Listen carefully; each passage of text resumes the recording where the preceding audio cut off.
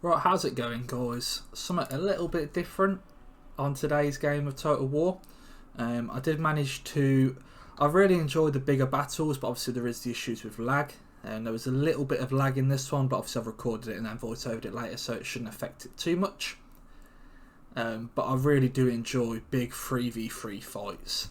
I think there's just something awesome about having a large quantity of units all fighting on one battle. So I'm going to put it on slow motion at first, just so I can sort of go through what everyone brought. Obviously we didn't know the deployment. The cafe player really screwed this up. I'm not sure what was going through his head, but we took it.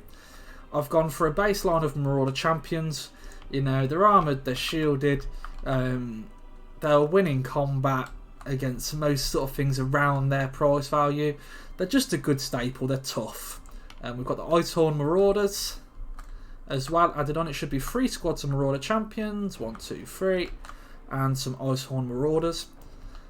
Just a thing to notice here, I wouldn't normally deploy like this because they have got a Tzeentch and a Skaven, and I expected, if I'm honest, I just expected both the Skaven and the Cafe to bring an unholy amount of artillery and just the Skaven and the Cafe just to guard it in the corner. But they did this weird deployment instead. So I then decided I went with an old-fashioned tactic that used to be used a lot in Total War 2. Marauder front line, then I backed up with some hard hitting. So I've got 2 sets of armoured skin wolves, 1 set of Norsca and ice trolls, and then something a bit different hiding in the trees. We've got old frog. Normally I would bring something like Wolfric, but I just fancied bringing frog. You know, magic was going to be cast. I was hoping he could use his regeneration to sort of cut through it. 2 squads of Marauder horsemen with throwing axes. Hopefully deal with Big Bird if he gets a bit too close. Got the Beasts of Tashnar and another squad of Ice Wolves to hit artillery at the back, and then just rounding it off with 2 Marauder Hunters with javelins.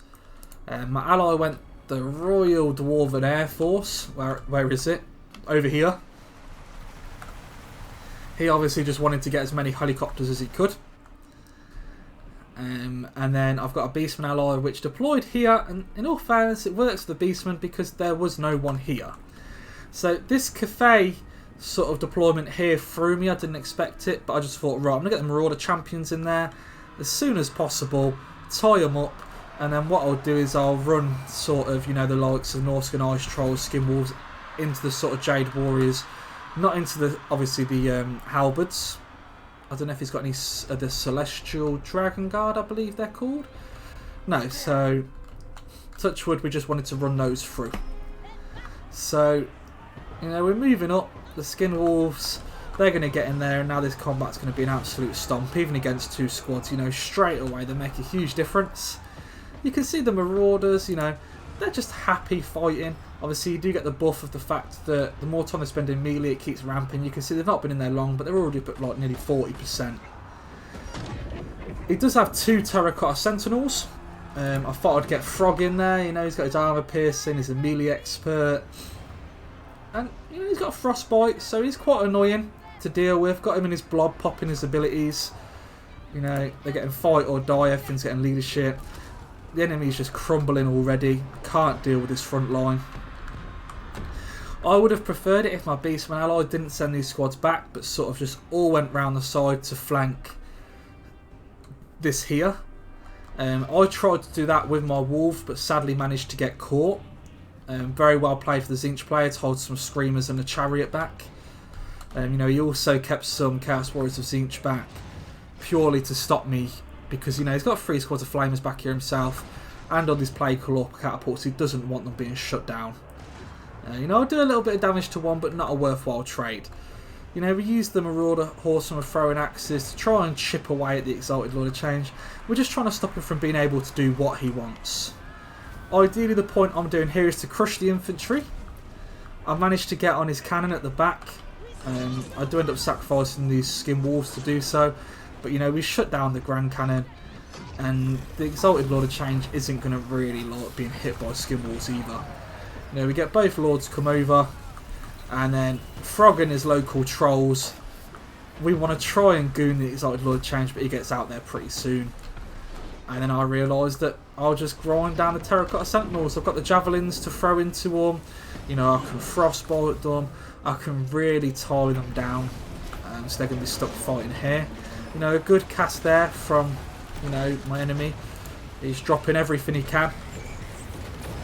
But we're aging through it. We are taking the casts as they come.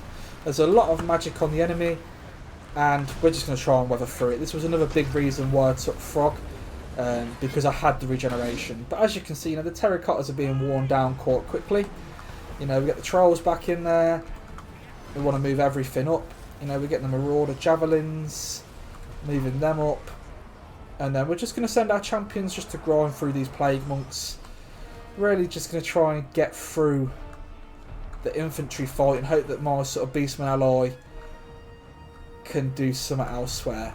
He brought the Vorbegland Broodmother, which I believe you bring it due to it has a mortis engine effect, yeah. But the only issue I had with it is he brought it, didn't back it up, and it just got absolutely melted. You know, it's got regeneration, so flamers and that are going to be doing a lot to it, and they did do a lot to it. But my next plan is I need to bust this here. I already get some Marauder champions down there to shut the globe when the poison wind globadiers down, so I know how dangerous they are. But this is literally like I'm saying, so the Marauder champions, Norscans don't have the best infantry, obviously in general, but these are just a staple. If you're like me, where my macro isn't the best, it makes a huge difference, nice dodge on there by me though, to have some units that can take a bit of a beating. You know, the ice trolls already up to 1000 value, still got all but one model left. Frog himself hasn't killed a lot, but up to 900 value. You know, we've killed one Terracotta Sentinel, going to start working on the second one. We do get a bit of a coup d'etat by the enemy. A lot of his units seem to come back and decide to try and flank us. Luckily I noticed this quite early.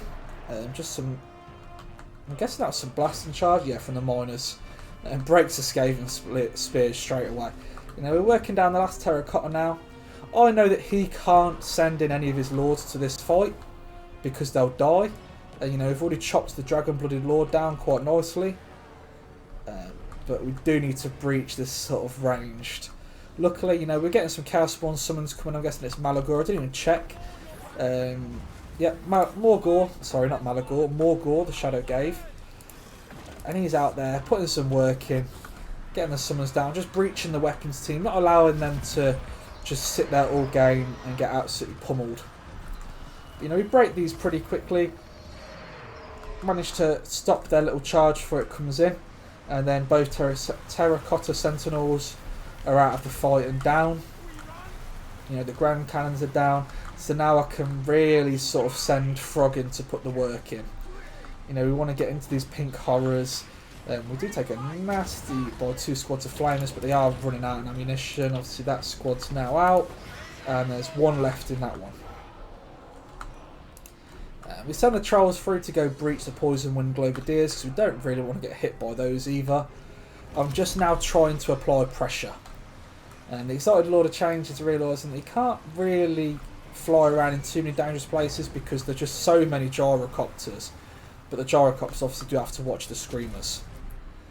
The Beastman's done a really good job of getting into the back line now. You know, he's hitting those plague claw catapults, stopping them from shooting. Hopefully, even they do seem to get some shots off. I do break the poison wind globadiers, but his big bird does break my Norscan ice trolls. I pull Frog back so I wanted to get a little bit of healing, but I sort of left him here to get shot, which again, not ideal. I mean, I absolutely love Norsca. I think they've got such a cool aesthetic. Obviously, when, you know, beautiful Zench-wide faction army ability there, absolutely melt from Marauders with javelins, but they're only 550 cost. They've not made much money, but they're not the most expensive thing. You know, they still dealt a reasonable amount, sort of damage-wise. So, at this point, sorry, what I was trying to say was that when Fantasy does come back, I hope that they release nice new models for Norsca and make them playable. I'd absolutely love that. I love the Norsca models, like in actual Total War. So it'd be nice to. I know there's models for Frog and stuff like that already. So at the moment, I'm just trying to keep Frog relaxing a little bit. As you can see, his HP's coming back up.